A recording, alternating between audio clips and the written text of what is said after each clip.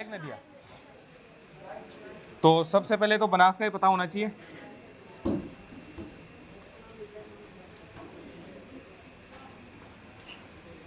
बनास नदी कहां से निकलती थी? राजसमंद से, फिर भीलवाड़ा, थोड़ा सा अजमेर, टोंक और सवाई माधोपुर में बहने के बाद में कौन सी नदी? चंबल नदी से कौन सी मिल जाती है? बनास। ठीक है, तो हम इसी की बात कर रहे थे। इसकी कुछ सहायक नदी आपको बता रहे थे। जैसे ये जो बनास नदी है, इसकी सहायक नदियों की बात हो रही थी। ये मान लो ये नदी है और इस नदी की एक सहायक नदी, इधर वाली बात कर रहे थे, इधर वाली पढ़ा रहा था मैं? कौन सी पढ़ा रहा था? इधर वाली, लेफ्ट हैंड साइड वाली। कौन कौन सी बता दी? एक तो इधर से कौन सी नदी आती है इसकी? कोठारी। इसके बाद में खारी। एक कौन सी आती है? डाई, है ना। यहां देखो 3 नदियां हो गई। इस जगह पर कितनी नदियां हो गई? एक तो खारी, एक डाई, और ये जो है ये क्या बन जाएगा? त्रिवेणी संगम, है ना। फिर उसके बाद में सहोदरा, फिर मासी, ठीक है ना, ढूंढ,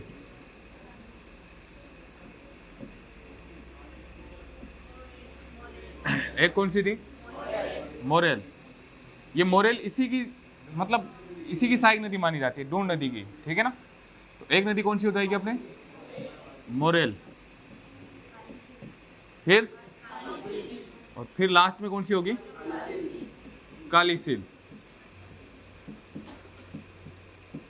इसका थोड़ा सा ख्याल रखना आप लोग।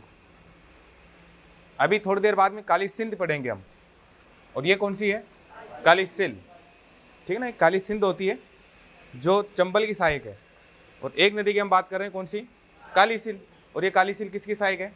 बनास की। तो ये नदी कौन सी हो गई अपनी? बनास,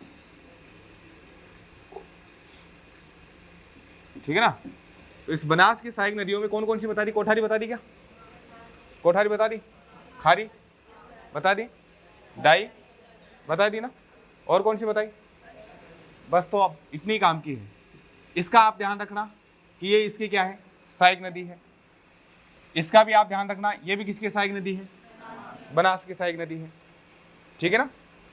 ये ढूंढ नदी जो है, ये ढूंढ नदी जयपुर से निकलती है। कहाँ से निकलती है? जयपुर से। ये रहा जयपुर, और जयपुर से निकलने के बाद में ये ढूंढ नदी जो है वो टोंक के आसपास कहाँ पर, किस में शामिल हो जाती है? ठीक है ना, बनास में शामिल हो जाती है। आप इतना सा ध्यान रखो, इस ढूंढ नदी का ध्यान रखना। ये जो ढूंढ नदी है, मतलब टोंक में जाकर ये किस में शामिल हो जाएगी? ये जयपुर से निकलती है। और ये इसलिए ध्यान रखना जरूरी है क्योंकि इसी के नाम से जयपुर के आसपास के क्षेत्र को क्या बोलते हैं? ढूंढाड़, ठीक है ना। क्या बोलते हैं उसको? ढूंढाड़। तो ये जो प्रदेश है ढूंढाड़ क्यों कहलाता है? इसी ढूंढ नदी के कारण। जयपुर का जो क्षेत्र है जिसको हम लोग ढूंढाड़ कहते हैं, जयपुर के कितने जने हैं यहाँ पे? जयपुर के कितने जने हैं? मैं आपको बता दूं, ये पचकोड़िया भी जयपुर में ही आता है। शायद आपको पता नहीं होगा, है ना। हाँ, कई बार ऐसा होता है, पता नहीं होता कि सर वास्तव में पचकोड़िया जयपुर में ही था, पहली बार सुना। तो पचकोड़िया भी जयपुर में है। तो जयपुर के कितने जने हैं? आधे अधूरे जयपुर के हो क्या तुम? आधे अधूरे हो, फिर इतना सा क्यों करते हो ऐसे ही? चलो, तो ये जो ढूंढाड़ कहा गया है वो किस नदी के कारण कहा गया है? इसी ढूंढ नदी के कारण कहा गया है, ठीक है ना। तो इसका ध्यान रखना आप लोग। ढूंढ नदी लिख लो। ढूंढ नदी कहाँ से निकलती है? जयपुर से। उद्गम लिख लो इसका, जयपुर। ढूंढ नदी का उद्गम कहाँ पे है? जयपुर। अब जयपुर के हैं, जयपुर के आसपास के, मतलब यहाँ रहते होंगे। ढूंढ नदी ढूंढने जब जाओगे ना तो मिलेगी नहीं, देखो, है ना। ये जो ढूंढ नदी है वो आपको मिलेगी नहीं। हाँ, हाँ, ढूंढने पर भी नहीं मिलेगी। जयपुर में तो आपको वैसे ही पता है नदियों पे ज़्यादातर अतिक्रमण हो गया है ना। जैसे हम लोग बाणगंगा नदी की बात करेंगे, बाणगंगा नदी के कारण एक मैदान का निर्माण हो गया है ना। जयपुर के आसपास के जो क्षेत्र है, दौसा, भरतपुर का जो मैदान है, वो नदी मतलब वो मैदान कौन सी नदी बनाती है? बाणगंगा नदी। अब आप लोग बाणगंगा नदी को ढूंढने जाओगे तो बाणगंगा नदी नहीं मिलेगी आपको, ठीक है ना। जिसने इस मैदान का निर्माण किया वो नदी नहीं मिलेगी आपको। कई जगहों पर अतिक्रमण हो चुका है। जयपुर में ज़्यादातर नदियों पर क्या है? अतिक्रमण है। तो ढूंढ नदी की तो वैसे ही इतनी ज़्यादा बड़ी नदी नहीं थी, है ना। और राजस्थान में नदियाँ केवल किताबों में पढ़ने में अच्छी लगती है, बस केवल पढ़ने में। इसी कारण से कई बार इनको कोई कहाँ से निकाल देता है, सबूत और नहीं है। भाई मान लो मैं ये कहूँ कि ये ढूंढ नदी पंचकोड़िया से निकलती है, लो बताओ क्या सबूत है किसी के पास में? भाई नदियाँ, आदि नदियों पर तो क्या हो चुका है? अतिक्रमण हो गया है। और आदि जो नदियाँ हैं, मतलब वो कुछ परसेंट नदियाँ राजस्थान में बहती है 12मासी, नहीं तो ज़्यादातर बरसात के दिनों में बहती है। और बरसात के दिनों में भी ज़्यादा पानी आता है तो बहती है, नहीं तो नहीं बहती है वैसे, ठीक। लिखे आप। एक ये जो मोरेल नदी है, ये मोरेल नदी भी जयपुर से निकलती है, ठीक है ना। मोरेल भी कहाँ से आती है? जयपुर से ही आती है ये भी। जयपुर में एक जगह है चैनपुरा। कौन सी जगह है? चैनपुरा, जो जयपुर में है, वहां से ये नदी निकलती है। और टोंक में जाकर ये नदी भी किस में मिल जाती है? सॉरी, ये पहले ढूंढ में मिलती है और उसके बाद में किस में मिल जाती है? बनास में। तो इस मोरेल का ध्यान रखना, चैनपुरा जयपुर से निकलती है बस, ठीक है। काली सिल के बारे में ध्यान होना चाहिए आपको। ये काली सिल जो है ये निकलती है सपोट्रा से। सपोट्रा कहाँ पे है? Very good. यहां से एक जना चुनाव लड़ता है, मेरे हिसाब से गोलमा देवी जो चुनाव लड़ती है वो इसी जगह से लड़ती है, सपोट्रा से। या तो गोलमा देवी या डॉक्टर किरोड़ीलाल मीणा, ठीक है ना। किरोड़ीलाल मीणा ही लड़ते हैं शायद यहाँ से, सपोट्रा से लड़ते ना वो। तो सपोट्रा करौली से ये नदी निकलती है और उसके बाद में यहाँ, मतलब यहाँ करौली से निकलेगी और यहाँ सवाई माधोपुर में आकर ये किस में मिल जाती है? बनास में मिल जाती है। थोड़ी सी नदी है, छोटी सी नदी है, तो लिख लो काली सिल। उद्गम उद्गम सपोट्रा, और सपोट्रा कहाँ है? करौली। सपोट्रा करौली। लिख लिया? आप नहीं लिख रहे हो? पहले ही लिखे बैठे हो, चलो लिखो। और यहां से फिर ये नदी किस में मिल जाती है? सवाई माधोपुर में किस में शामिल होती है? ये लिख लिया ना। चलिए, ये छोटी छोटी नदियां थी इधर की। अब कुछ नदियां हैं जो मुख्य नदियां भी हैं वैसे। इसके दाईं ओर से आकर जो नदियां मिलती हैं, यदि उनकी हम बात करें तो दाईं ओर से जो नदियां मिलती हैं उनमें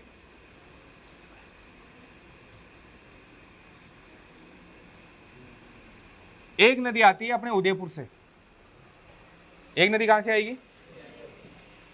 उदयपुर से। उदयपुर में एक जगह है गोगुंदा। कहां से? गोगुंदा की पहाड़ियों से। ये जो हल्दी घाटी का युद्ध था उसको गोगुंदा का युद्ध किसने कहा था? बदायूं ने। और खमनोर का? और गोगुंदा का? और गोगुंदा का? अबुल फजल, कितने लोगों ने बोला आपकी बात? है ना। गोगुंदा का युद्ध किसने कहा था? बदायूं ने कहा था। तो इसी गोगुंदा से जो नदी निकलती है वो कौन सी निकलती है? अपने यहां से एक नदी निकल के आएगी, वो नदी कौन सी होगी? बेड़च या आयड़ नदी। एक नदी आएगी, वो कौन सी आएगी? आयड़ नदी, है ना। ये नदी जो है बहने के बाद में एक झील में गिरेगी साहब, और जिस झील में गिरेगी उस झील का नाम क्या है? उदय सागर। कौन सी झील है? झील में गिरने के बाद में इसका नाम बदल जाता है। यहां उद्गम से लेकर उदय सागर झील तक की नदी क्या कहलाती है? आयड़। और इसके बाद में इसका नाम बदल के क्या हो जाता है? बेड़च। अब क्या बोलते हैं इसको? बेड़च नदी कहते हैं। यहाँ उदयपुर से ये नदी जो है चित्तौड़गढ़ में जाती है, थोड़ी सी मैं दूर ले गया खैर, लेकिन ये नदी कहाँ जाएगी? चित्तौड़ में जाएगी, है ना। इसको थोड़ा सा ठीक कर लेते हैं अपने, ये सारा ही गहरे यार।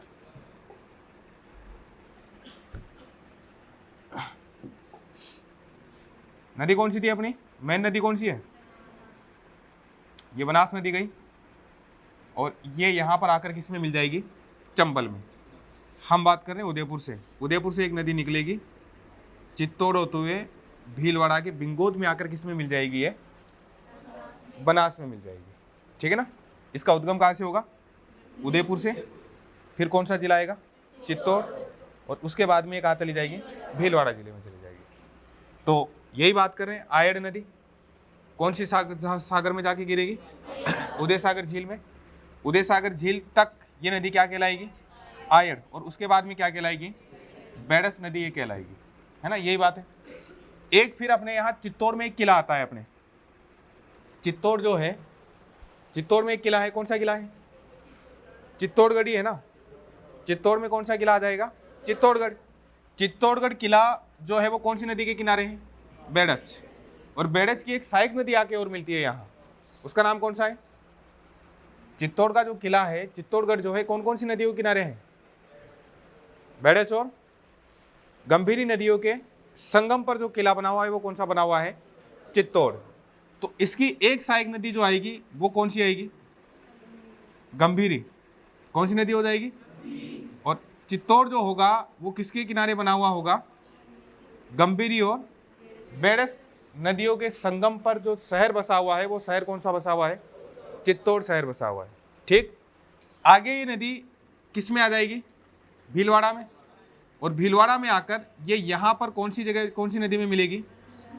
और ये जगह कौन सी कहलाती है? बिगोद। कौन सी है ये? बिगोद, ठीक है ना। तो बिगोद भीलवाड़ा में आकर ये नदी जो है किस में आकर मिलती है? बनास में मिल जाती है ना। लिखे आप, ये यहाँ तक का लिखो। हाँ, क्या हुआ?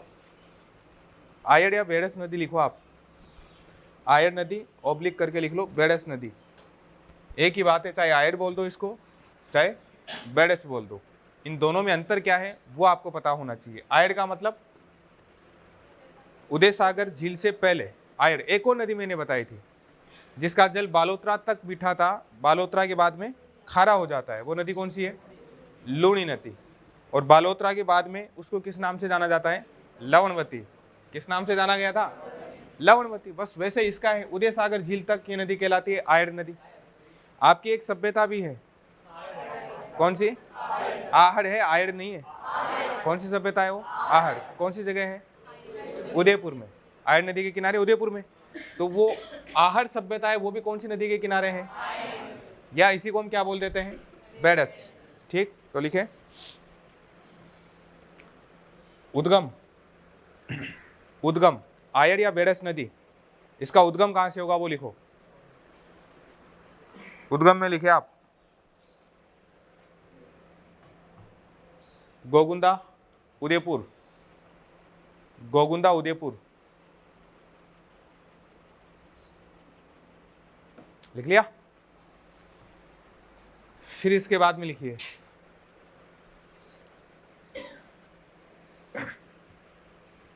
अपने उद्गम स्थल से लेकर, अपने उद्गम स्थल से लेकर या गोगुंदा से लेकर, गोगुंदा से लेकर उदय सागर, उदय सागर झील तक, गोगुंदा से लेकर उदय सागर झील तक यह नदी क्या कहलाती है? आयड़। यह नदी आयड़। जबकि यह नदी आयड़, जबकि उदय सागर झील से निकलने के बाद, उदय सागर झील से निकलने के बाद बेडच कहलाती है। बेडच कहलाती है। लिख लिया? क्या कहलाती है? बेडच। तो हम यही बात कर रहे हैं कि उदय सागर झील तक, उदयपुर में जो उदय सागर झील है वहाँ तक तो ये क्या कहलाएगी, आयड़। इसके बाद में क्या कहलाएगी, बेड़च। चित्तौड़ जो शहर है वो किस नदी के किनारे बसा हुआ है, बेड़च नदी के किनारे। कौन सी नदी के किनारे, अरे चित्तौड़ तो बाद में जाएगी ना, पहले तो क्या कहला रही है, आयड़। उदय सागर झील तक क्या कहलाएगी, उसके बाद में चित्तौड़ उदय सागर झील से पहले पड़ेगा या बाद में, बाद में ही तो पड़ेगा। हालांकि इससे कोई दिक्कत नहीं होगी वैसे, लेकिन फिर भी थोड़ा सा ठीक ही बोलो ना आप लोग। जब लिखवा दिया आपको, एक लाइन लिखवाई है कि उदय सागर झील तक आयड़, और उदय सागर झील से निकलते ही क्या कहलाती है, बेड़च कहलाती है। लिखे आप नेक्स्ट लाइन। चित्तौड़गढ़ शहर आयड़ एवं बेड़च, आयड़ एवं बेड़च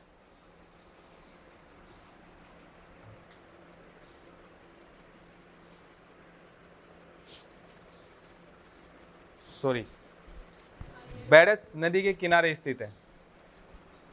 बेड़ नदी के आयड़ अथवा लिखवाने में था, आयड़ अथवा बेड़च नदी के किनारे स्थित है। आयड़ अथवा बेड़च नदी के किनारे स्थित है ना, ओब्लिक करके लिख लेना बस।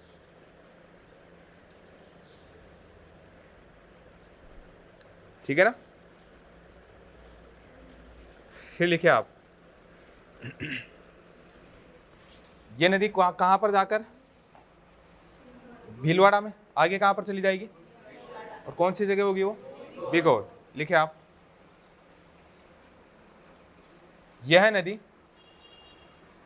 भीलवाड़ा के बिगोद, भीलवाड़ा के बिगोद में जाकर बनास में मिल जाती है, बनास में मिल जाती है। लिख लिया। सभ्यताओं की ये बात तो आपको पता ही है। इसी आयड़ नदी के किनारे या बेड़च नदी के किनारे कौन सी सभ्यता है अपनी, आहट सभ्यता है। ठीक, एक और नदी ये हो गई। इसमें तीन चीज आपको याद रखनी है, इसका उद्गम उदय सागर झील, उसके बाद में चित्तौड़ शहर। हालांकि चित्तौड़गढ़ हम पढ़ेंगे तो उस समय पर भी बात कर लेंगे वो, तो कि चित्तौड़गढ़ जो है वो किस किस के किनारे बसा हुआ है। फिर उसके बाद में बेड़च के नाम से जानी जाएगी, भीलवाड़ा में जाएगी, बिगोद में जाकर किस में मिल जाएगी ये। ठीक है ना, लिखे आप नेक्स्ट। इसकी एक और महत्वपूर्ण नदी है, वो नदी कौन सी है, मेनाल। त्रिवेणी संगम बनाएगी ये। ठीक है, अब एक नदी आएगी साहब मेनाल, एक तो ये हो ही गई, एक नदी कौन सी आएगी, मेनाल, और वो भी आकर इसी में मिलेगी। ठीक है ना, किस नदी में मिल जाएगी, मतलब ये मेनाल नदी आकर किस में मिलेगी, इसी में मिल जाएगी साहब, है ना।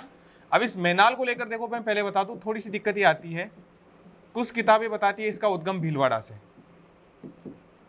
इसका उद्गम कुछ किताबें कहाँ से बताती है, भीलवाड़ा से। लेकिन आपने एक वाटरफॉल का नाम सुना होगा, मेनाल वाटरफॉल जो है, यानी मेनाल जलप्रपात। जलप्रपात जानते हैं आप लोग, एक शब्द होता है झरना और एक शब्द कौन सा होता है, जलप्रपात। एक तो क्या हो गया, झरना, और एक जलप्रपात। झरना जानते हो क्या होता है झरना, हाँ, पहाड़ से पानी उतरता है, पहाड़ों से पानी गिरता हुआ है, अच्छा वो मान लिया झरना। अब जलप्रपात जो चलता हुआ है, कौन सा होगा। अच्छा, ये आवाज़ तो पर्याप्त है ना, अरे पीछे तक आवाज़ आ रही है ना, किसी कोई दिक्कत नहीं है, ठीक है। क्योंकि आपको जितने भी पढ़ाते हैं वो सब ज़ोर ज़ोर से पढ़ाते हैं, ये मैंने देखा है, खुद ने भी देखा है। मैं जब भी आया हूँ, 2018 से इस संस्था से जुड़ा हुआ हूँ मैं, तो मैं जब भी यहाँ आया हूँ, मेरे अलावा अगर कोई पढ़ा रहा है ना, पूरे जोश के साथ, पूरे दम के साथ में पढ़ा रहा होता है, कोई भी हो, और कोई सा भी टीचर हो, है ना, चाहे कितना ही पतला हो, चाहे कितना ही मोटा हो, चाहे कितना ही लंबा हो, चाहे कितना ही छोटा हो, लेकिन पूरे जोर से पढ़ाते हैं। आप लोगों को हालांकि अटपटा लगता होगा, है ना, अटपटा भी लगता होगा, बोले यार क्या धीरे धीरे पढ़ा रहे हैं। तो बीच बीच में कभी कभी ऐसे पढ़ लिया करो, है ना, जैसे मीठा मीठा खाते हैं तो साथ में कड़वा भी खाना चाहिए, तो वो मान के चलिए आप लोग। अब जलप्रपात और झरना ये मान के चलो एक ही चीज होती है, लेकिन थोड़ा सा अंतर होता है इसमें। जैसे मान लो ये पहाड़ी है, ये कोई भी पहाड़ी है ना, इससे पानी उतर रहा है, इससे पानी बहता हुआ आ रहा है, ये तो क्या हो गया, झरना हो गया साहब, है ना, पहाड़ी से पानी उतरता हुआ आ रहा है, वो क्या हो गया, झरना। एक मान लो स्थिति इस तरह की बन गई, अब ये पानी जो है इधर से आएगा और ये सीधा यहां से ऐसे गिरेगा, सीधा ही, वो क्या हो गया, जलप्रपात। इतना सा अंतर होता है बस। यानी इसमें तो पानी पहाड़ के सहारे सहारे आएगा, वो तो क्या हो गया, आपके झरना हो गया। और एक डायरेक्ट ही कूदेगा, वो कौन सा हो गया, जलप्रपात। ठीक है ना, समझ गए ना इसको। तो ये थोड़ा सा इसमें फर्क होता है, बाकी एक सी चीज होती है ये। यानी झरना जब पहाड़ को पकड़ते पकड़ते उतरे तो वो झरना कहलाएगा, और वही झरना डायरेक्ट ही कूद जाए तो वो क्या कहलाएगा, जलप्रपात कहलाएगा। बस पानी की धारा जो होती है वो अगर उसके सटी हुई आती है तो झरना हो गई, और सीधी पहाड़ से डायरेक्ट धरातल पे आती है वो क्या हो गई, ठीक है ना, प्रपात हो गई। जैसे अपने एक चूलिया जलप्रपात है जो राजस्थान का सबसे ऊंचा जलप्रपात माना जाता है, लेकिन उसकी हम बाद में बात करेंगे। अभी मैनाल जो है, इसी मैनाल पर एक जलप्रपात बना हुआ है, और ये जलप्रपात जो बना हुआ है इसके लिए ये बताते हैं कि जहां पर ये जो पहाड़ी है, अब यही तो बताया ना मैंने कि पहाड़ी से नीचे पानी आकर गिरेगा, वो चीज़ क्या हो जाएगी, जलप्रपात हो जाएगी। तो जहां पर ये ऊपरी इसका जो हिस्सा होता है वो तो होता है चित्तौड़ में, और जहां पर पानी आके गिरता है वो जगह कौन सी होती है, भीलवाड़ा में। ठीक है ना, जैसे मान लो ये पहाड़ी, इसको मान लेते हैं अपने, तो और कोई पहाड़ी अपने पास में है नहीं, यहाँ से पानी नीचे गिरेगा तो नीचे जाकर जमीन पे गिरेगा, तो वो जमीन तो कहाँ पर आती है, भीलवाड़ा में। और ये ऊपर वाली जो पहाड़ी आती है वो किस में आती है, चित्तौड़ में।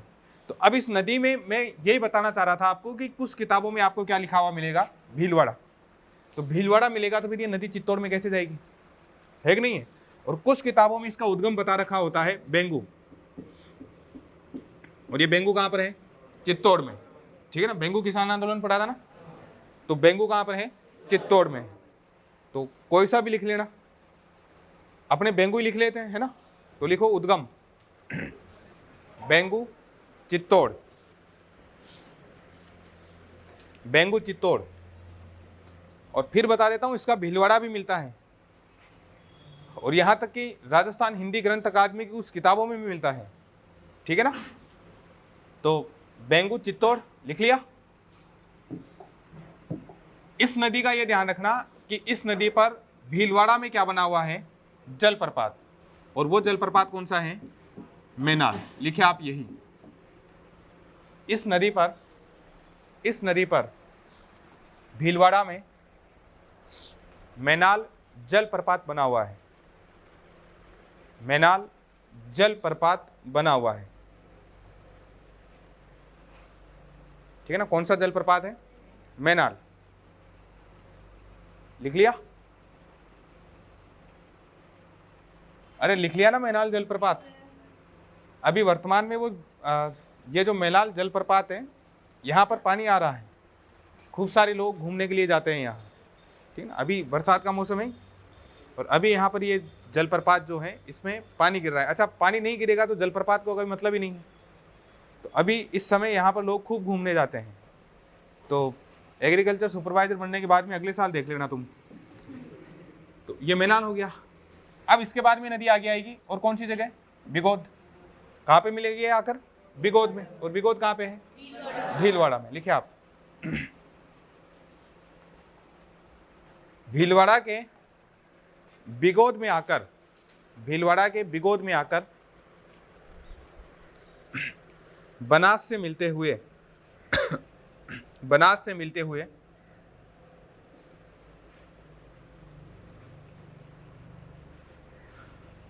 बनास एवं बेड़च के साथ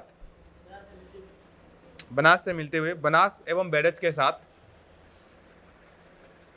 क्या बनाती है? त्रिवेणी संगम बनाती है। त्रिवेणी संगम बनाती है। बनास एवं बेडज के साथ त्रिवेणी संगम बनाती है। ठीक है, तो ये कौन सी नदी थी अपनी? बनास नदी। बनास नदी में आप थोड़ा सा ये ध्यान रखना, एक तो ये जो नदी है, इस नदी पर ये जो त्रिवेणी संगम है, ये त्रिवेणी संगम कितने हो गए भाई? कितने त्रिवेणी संगम हो गए? पहला कौन सा था? एक मिनट आराम से बात करो। पहला कौन सा है? तुम्हें बाद में पढ़ा दिया तो इसका मतलब ये नहीं है कि ये बाद में हो जाएगा, समझ गए ना? एक तो ये हो गया। अरे पहला कौन सा है? भीलवाड़ा। आपने पहले टोंक पढ़ लिया तो पहले टोंक मत बताओ, जिस सीक्वेंस में है उसी में बताओ। फिर कहाँ पर? टोंक में। और फिर कहाँ पर? सवाई माधोपुर में। तो एक तो ये हो गया, एक ये हो गया, और एक ये हो गया। त्रिवेणी संगम कितने हो गए? 3। पहला जो भीलवाड़ा में है, और भीलवाड़ा में भी कौन सी जगह? बिगोद, है ना? ये जो बिगोद है, यहां पर जो बन रहा है, इसमें 3 नदियां हैं। एक तो बनास तो रहेगी ही रहेगी, और कौन सी है?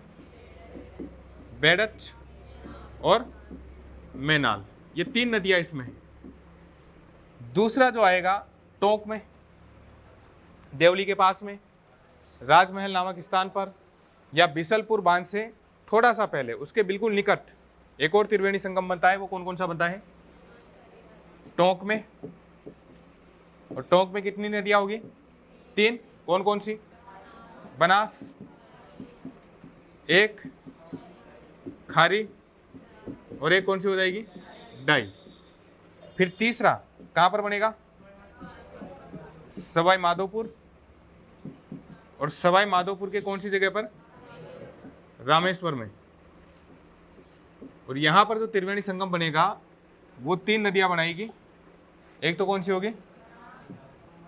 बनास, चंबल, और एक सीप। इस सीप नदी का बस इतना सा आपको ध्यान रखना है कि सीप नदी भी किसके साथ त्रिवेणी संगम बनाती है?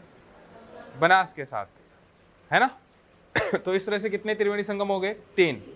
एक भीलवाड़ा के बिगोद में, बनास, बेडच और मैनाल का, उतार लो इनको, और एक टोंक में।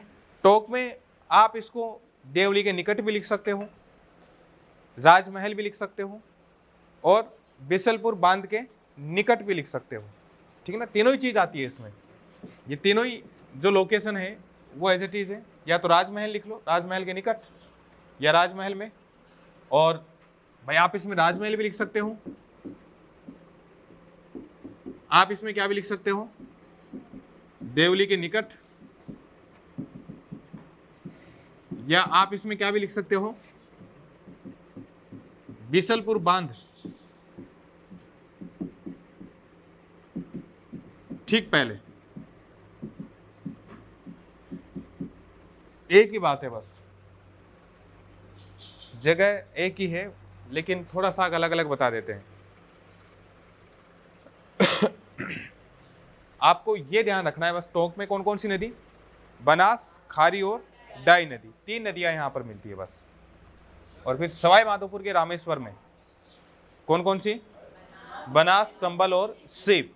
ये सीप नदी, इतना सा पता होना चाहिए आपको, क्योंकि प्रश्न इसी तरह से पूछते हैं, सवाई माधोपुर के रामेश्वर में किस किस नदियों में या कौन कौन सी नदियां मिलकर त्रिवेणी संगम बनाती है। त्रिवेणी संगम आप जानते ही हो, त्रिवेणी संगम का मतलब क्या हो गया?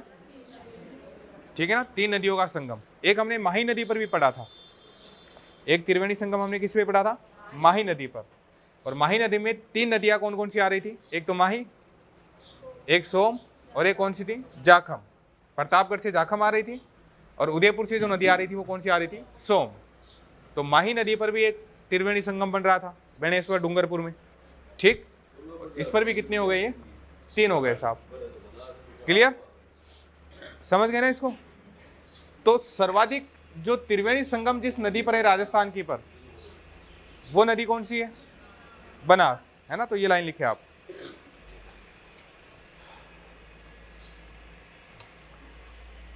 बनास नदी, बनास नदी पर सर्वाधिक त्रिवेणी संगम बनते हैं। बनास नदी पर सर्वाधिक त्रिवेणी संगम बनते हैं, यानी राजस्थान में जो नदियां हैं उनमें सबसे ज्यादा त्रिवेणी संगम कौन बनाती है? बनास। हम लोग राजस्थान के संदर्भ में बात कर रहे हैं, है ना। किस संदर्भ में बात कर रहे हैं हम? राजस्थान के संदर्भ में। और कितने हो गए इसमें? 3 हो गए साहब। क्लियर? तो एक नदी अपने ये हो गई। अब एक नदी अपनी मुख्य नदी जो है इधर ही, वो नदी कौन सी हो जाती है अपने? चंबल। अब चंबल की बात कर लेते हैं। चंबल को छोड़ गए थे ना बीच में ही। इस नक्शे को थोड़ा सा बड़ा कर लेता हूं यार, अब सही दिख रहा है ना। इसको थोड़ा सा इधर भेज देता हूं मैं। भाई एक नदी अपनी ये बनास हो गई, और बनास नदी जो है अब किस में आके मिलेगी? अरे बनास नदी किस में आके मिलेगी? चंबल नदी में।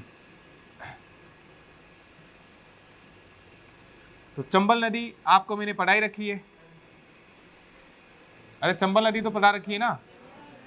कहां से निकलती है ये? जनापाव की पहाड़ियों से। और जनापाव की पहाड़ियां कहां पे हैं? मध्य प्रदेश। मध्य प्रदेश में जनापाव की पहाड़ियों से कौन सी नदी निकल के आई थी? चंबल। राजस्थान में यहां से प्रवेश कर रही है, और यहां पर क्या है? चित्तौड़ जिला है। और चित्तौड़ जिले में भी कौन सा क्षेत्र है ये? बेसरोडगढ़। कौन सा गांव या कौन सी जगह? चौरासीगढ़। कौन सी जगह है? चौरासीगढ़ से चंबल नदी किस में प्रवेश कर रही है? राजस्थान में। यहाँ से ये नदी कहाँ पर जा रही है? कोटा, फिर बूंदी, फिर थोड़ी सी कोटा और बूंदी के बीच में क्या बनाती है? सीमा बनाती है। और फिर इसके बाद में सवाई माधोपुर, करौली और धौलपुर के साथ में राजस्थान की कितनी सीमा बनाती है?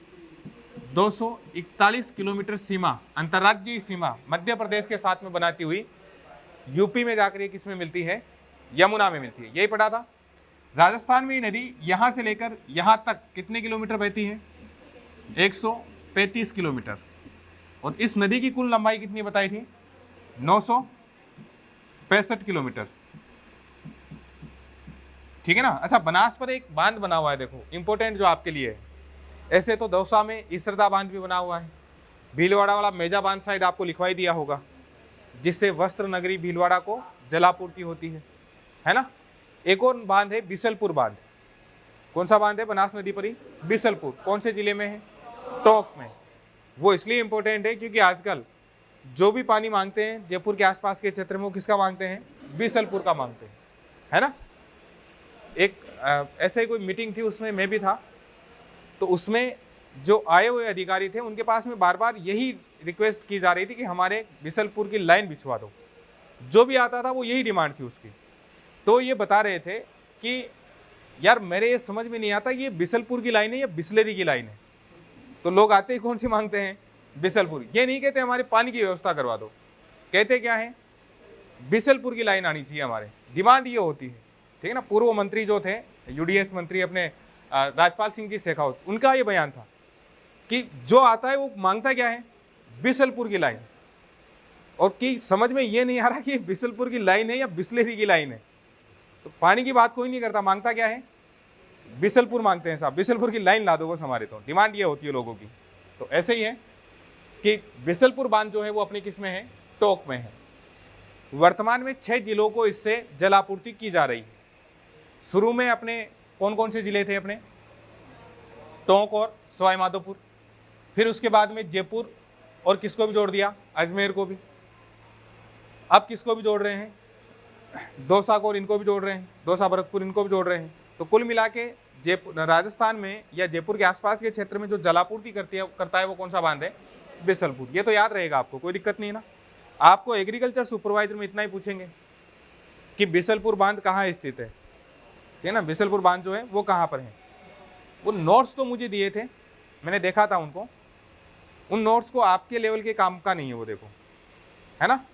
आप लोग अगर उनको पढ़ोगे तो अपना टाइम खराब करोगे। समझ गए ना? उनमें ज्योग्राफी में बहुत ज़्यादा दिया हुआ था, आपके काम का नहीं है। पढ़ते हो क्या? वो पढ़ते हो? कौन कौन पढ़ते हैं? अच्छा, आपको पता ही नहीं है ना, फिर तो कोई बात ही नहीं। मैं तो ऐसे ही बोल रहा था, मजाक कर रहा था मैं तो। जब आपको पता ही नहीं है तो मैं तो ऐसे ही, पता नहीं कौन से नोट्स थे, मुझे ही पता नहीं। चलो खैर, तब अच्छी बात है। तो ये कितने किलोमीटर हो गए? 135 किलोमीटर। बिसलपुर बांध आपको पता है कहाँ पे है, कोई दिक्कत वाली बात नहीं है। ये उन बच्चों के लिए जरूरी है जो दूर के हो, जिनको पता ही नहीं हो बिसलपुर बांध कहाँ है। अब इस नदी में एक नदी आएगी साहब इधर से, और वो नदी कौन सी आएगी? काली सिंध। इधर से एक नदी आएगी मध्य प्रदेश से ही, वो नदी कौन सी आएगी? काली सिंध नदी। इसी नदी में एक नदी और आके मिलती है, वो नदी कौन सी होती है? आहू। वो नदी कौन सी होती है? आहू। तो आहू और काली सिंध के यहाँ किनारे या इसके संगम पर एक किला है अपना, और वो किला कौन सा है? झालावाड़ में गागरोन का किला। ठीक है, पहले काली सिंध लिखे आप। चंबल नदी लिखो पहले तो, चंबल, चंबल लिखिए आप। और चंबल में लिखो चंबल की सहायक नदियां। चंबल तो पढ़ाई दी थी ना तुम्हें? चंबल पढ़ा दी थी ना आपको? अरे चंबल नदी पढ़ाई होगी, मैंने शायद में मैदान पढ़ा रहा होगा तब। तो चंबल नदी की सहायक नदियों में एक लिखो आप, काली सिंध। और अभी हमने एक बनास की सहायक नदी पढ़ी थी, वो कौन सी थी? काली सिंध। तो ये काली सिंध है, और ये इधर से जो आई थी वो कौन सी थी? करौली के सपोटरा से जो आई थी वो कौन सी थी? काली सिंध नदी थी। तो वो नदी अलग है, और ये वाली जो नदी होगी काली सिंध, ये वाली अलग है ना? तो काली सिंध जो है ये नदी, इसका जो उद्गम होता है, इसका उद्गम होता है मध्य प्रदेश में। कहाँ पे होता है? मध्य प्रदेश में। और मध्य प्रदेश में जो जगह है वो कौन सी है? देवास। और देवास में भी अगर हम लोग पहाड़ियों की बात करते हैं तो विंध्याचल पर्वतमाला में बागली की पहाड़ियों से, कौन सी पहाड़ियों से? बागली की पहाड़ियों से।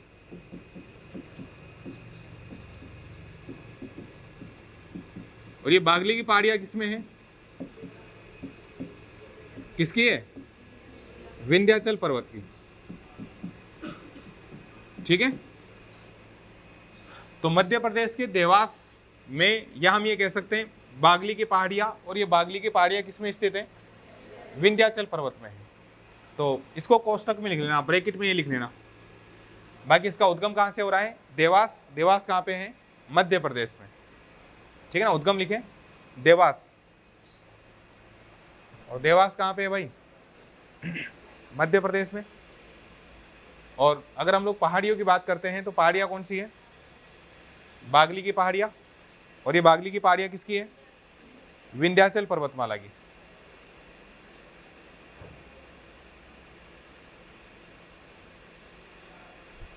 लिख लिया? अब ये जो है इस बनास को हटा दूं? अरे बनास को जाने देते अब हम बात कर रहे हैं काली सिंध नदी की। ये राजस्थान में यहां से प्रवेश करेगी, यहीं से करेगी ना? अरे राजस्थान में ये नदी जो प्रवेश करेगी इससे कैसे करेगी? तो यहां पर ये जो जगह है, ये जगह कौन सी है? ये जगह कौन सी हो गई? रायपुर। और रायपुर किस में आएगा? झालावाड़ में। तो राजस्थान में इसका प्रवेश हो रहा है रायपुर झालावाड़ से। ठीक, लिखिए राजस्थान में प्रवेश, राजस्थान में प्रवेश। और ये कहां से हो रहा है? रायपुर से।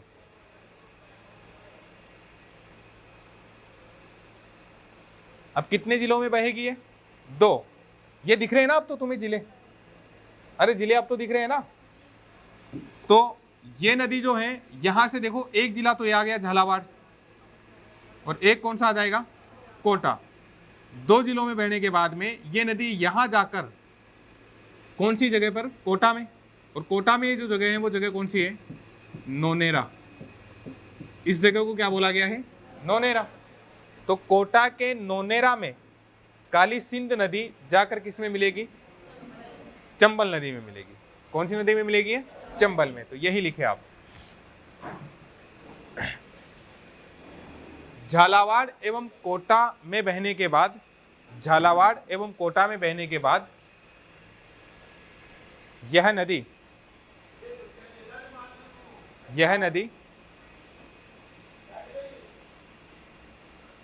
कोटा के नोनेरा में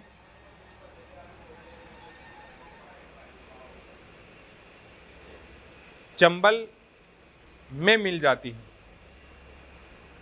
चंबल में मिल जाती है। कौन सी नदी में मिल जाएगी ये? चंबल नदी में। बस क्लियर। तो अब 2 जिलों में बहेगी ये, झालावाड़ और कोटा में। फिर कहाँ पे मिल जाएगी? चंबल में। इस चंबल नदी की जो सहायक नदी काली सिंध है, इसकी एक सहायक नदी कौन सी है? आहू। तो काली सिंध की जो सहायक नदी हो गई वो कौन सी हो गई? आहू। इस आहू नदी के और काली सिंध नदी जहां पर मिलती है वहां पर एक दुर्ग बना हुआ है झालावाड़ में। वो दुर्ग कौन सा है? गागरोन। आपने सुना है गागरोन दुर्ग जो है वो कौन सा दुर्ग है? जल दुर्ग है। अच्छा, जोरदार बात इसमें ये रहती है कि ये बिना नींव के सीधा टिका हुआ है। ये जो गागरोन का किला है बिना नींव के चट्टान पे टिका हुआ है ये, ठीक है ना। पहले वाले कारीगर बड़े जोरदार होते थे, देखो आज वाले नींव खोदते खोदते बिल्डिंग गिर जाती है ना।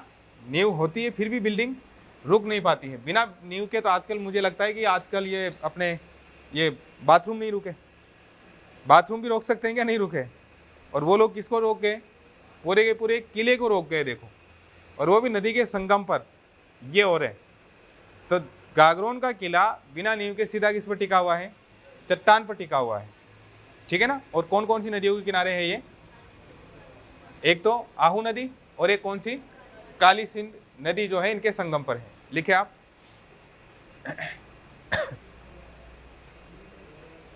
काली सिंध एवं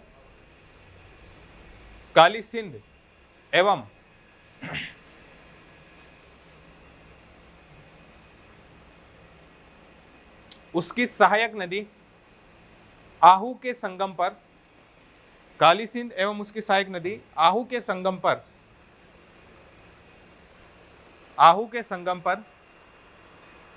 झालावाड़ जिले में क्या बना हुआ है? गागरोन दुर्ग बना हुआ है। कौन सा दुर्ग हो गया ये? कौन से टाइप का दुर्ग हो गया? जल दुर्ग या औदक दुर्ग। कौन सा दुर्ग हो गया? जल दुर्ग या औदक दुर्ग। ठीक, लिख लिया ये। अब इसकी एक और सहायक नदी है, उसका भी नाम लिखना आप। एक इसकी नदी आती है सहायक नदी परवन। एक सहायक नदी इसकी कौन सी हो गई? परवन। इसकी काली सिंध की एक नदी सहायक नदी परवन हो गई। एक हमने पहले पढ़ ली, वो कौन सी है? आहू। परवन नदी का इतना ही महत्व है कि परवन नदी के किनारे 12 जिले में एक अभ्यारण्य है, शेरगढ़ अभ्यारण्य। 12 जिले में कौन सा अभ्यारण्य है? शेरगढ़ अभ्यारण्य। ये शेरगढ़ अभ्यारण्य कौन सी नदी के किनारे हैं? परवन नदी के किनारे हैं। यही लिखना है अपने को। लिखिए। काली सिंध नदी की सहायक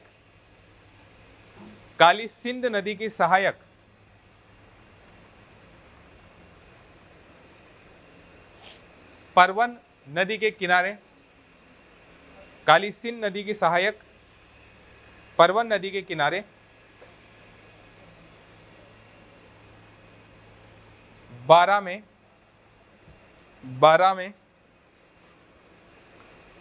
शेरगढ़ अभ्यारण्य स्थित है। 12 में शेरगढ़ अभ्यारण्य स्थित है। 12 में कौन सा अभ्यारण्य है? शेरगढ़ अभ्यारण्य। लिख लिया ना। तो ये काली सिंध नदी थी। काली सिंध नदी की भी 2 सहायक नदियां हो गई। एक तो कौन सी हो गई अपने? आहू नदी हो गई।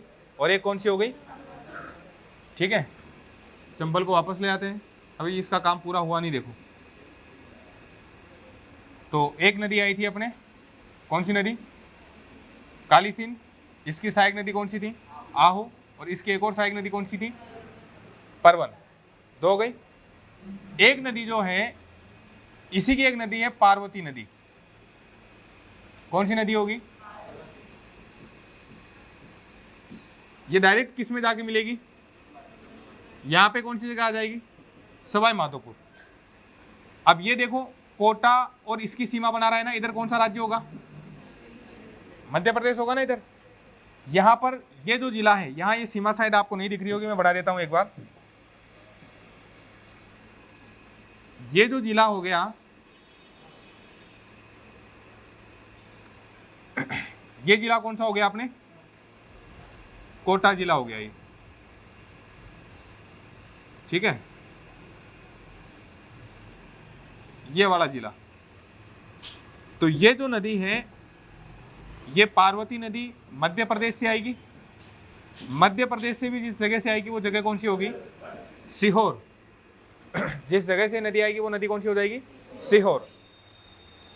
ये सीहोर से, मध्य प्रदेश की सीहोर से पार्वती नदी आएगी। कहां पर आएगी ये? पहले बारा। कौन से जिले में आएगी? बारा में। और उसके बाद में ये नदी आगे बढ़ के किस में मिलेगी? किस में मिलेगी? चंबल में। और यहां पर कौन कौन से, किस किस के बीच में सीमा बनाएगी? एक तो कोटा और एक कौन सा हो जाएगा? एमपी। यहां से जो प्रवेश करेगी ये जगह कौन सी होगी? करियाहट। ये जगह कौन सी होगी? करियाहट, ठीक। और जहां जाकर ये इसमें मिलेगी चंबल में, ये जगह कौन सी हो जाएगी? पलिया। तो 3 शब्द हमने इसमें पढ़े थे, 3 या 4 शब्द काली सिंध में पढ़े थे। काली सिंध में क्या पढ़ा था? एमपी की देवास से इसकी उत्पत्ति हुई, उद्गम हुआ। झालावाड़ में कौन सी जगह से प्रवेश किया था? रायपुर से। फिर उसके बाद में यहां जाकर ये कौन सी जगह थी? ये कौन सी जगह जाकर? नौनेरा। और नौनेरा किस में था? कोटा में। किस में शामिल हो गई थी? चंबल में।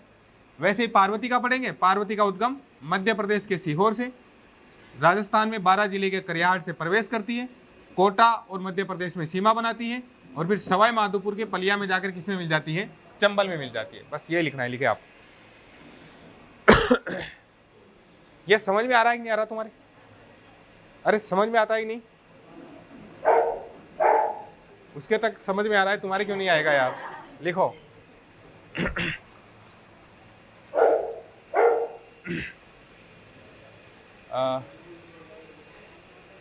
पार्वती नदी, पार्वती सहायक नदी है उसी की, चंबल नदी की, है ना। और पार्वती में लिखो उद्गम। उद्गम, उद्गम कहां से हो रहा है? मध्य प्रदेश के सीहोर से या सेहोर से। सेहोर भी लिखा हुआ मिल जाएगा।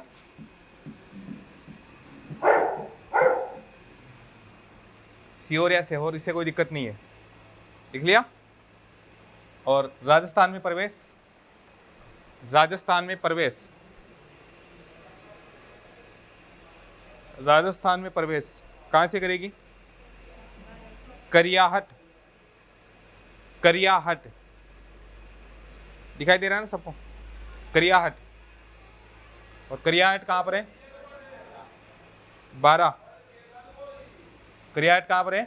बारा में। यहां से राजस्थान में प्रवेश करेगी। कौन से जिले में बहेगी? पहले बारा में, है ना, इस जिले में बहेगी, बारा में। तो लिखे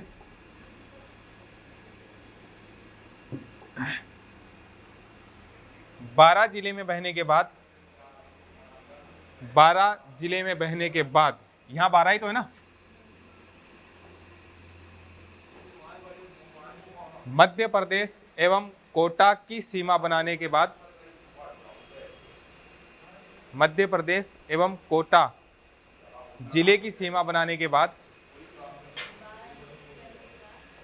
कोमा मध्य प्रदेश एवं कोटा जिले की सीमा बनाते हुए, बनाने के बाद लिखवा दिया क्या? हाँ, तो उसको काटते क्यों हो? बात तो वही हो ना, सीमा बनाते हुए या सीमा बनाने के बाद। सवाई माधोपुर के पलिया में, इस पलिया को कुछ किताबें कोटा बताती है भाई, ठीक है ना। सवाई माधोपुर के पलिया में, सवाई माधोपुर के पलिया में किसमें शामिल हो जाती है? चंबल में मिल जाती है। सवाई माधोपुर के पलिया में किसमें मिल गई है? चंबल में मिल जाती है। लिख लिया ना? तो बाकी की सहायक नदियाँ जो है वो आपको नेक्स्ट क्लास में पढ़ाते हैं। बाकी ये तीनों समझ गए ना? एक तो अपने काली सिंध, काली सिंध की सहायक आहू, और काली सिंध की सहायक एक और कौन सी थी? परवन। और ये नदी अपने कौन सी हो गई? पार्वती। राजस्थान में करियाहट से 12 जिले में बहने के बाद में कोटा और मध्य प्रदेश की सीमा बनाते हुए, और यहाँ सवाई माधोपुर के पलिया में जाकर किसमें मिलती है? चंबल में। ठीक, थैंक यू।